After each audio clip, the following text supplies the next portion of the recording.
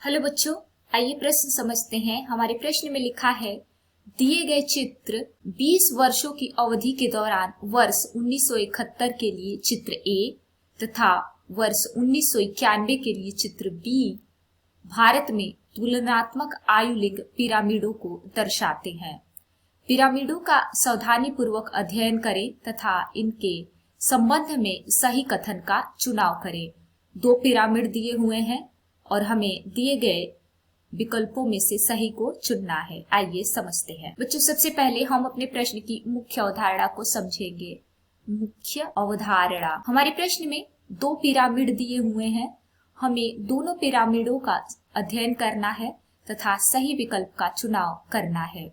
तुलनात्मक आयुलिंग पिरामिड, आइए समझते हैं। बच्चों, जो चित्र ए है वह 1971 के लिए है और जो चित्र बी है वह 1991 के लिए है। इधर आयु सालों में दर्शाया गया है और पिरामिड में एक तरफ पुरुष तथा एक तरफ स्त्री को दर्शाया गया है। और ये जो दोनों ग्राफ हैं ये त्रिकोणीय आयु पिरामिड को दर्शा रहे हैं।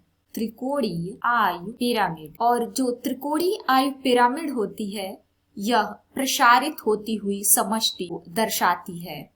प्रसारित होती हुई समष्टि यानी कि बढ़ती हुई समष्टि। और आप पिरामिड में देख रहे हैं कि जैसे जैसे आयु बढ़ रही है वैसे वैसे यह समष्टि भी बढ़ती हुई जा रही है। तो हम अपने विकल्पों की तरफ चलें तो हमारे पहले विकल्प में लिखा है कि वर्ष 1971 के लिए पिरामिड लगभग स्थिर समष्टि को दर्शाता है।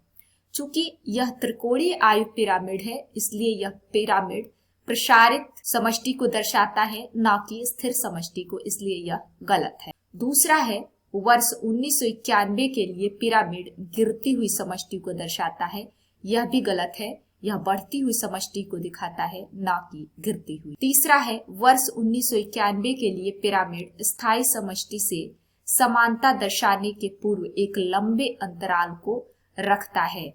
ये विकल्प हमारा सही है। इसमें प्रजननात्मक समष्टि का एक बड़ा प्रतिशत होता है। इसमें क्या होता है बच्चों? इसमें प्रजननात्मक समष्टि का बड़ा प्रतिशत होता है, तो इसलिए हमारा सी विकल्प सही हो जाएगा।